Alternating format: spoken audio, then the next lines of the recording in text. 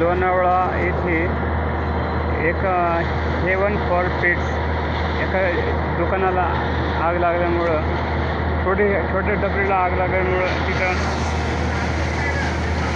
1300 डबे त्यांनी पेट घेतला आणि बरंच साहित्य काही जळून खाक झालं.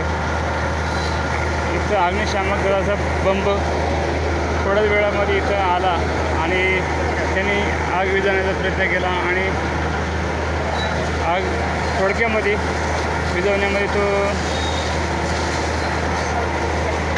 त्याला यश आलेलं आहे.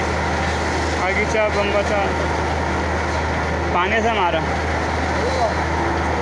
इथं चालू आहे आणि लोहा नगरपालिकेचे कर्मचारी इथं परिश्रम घेत आहेत.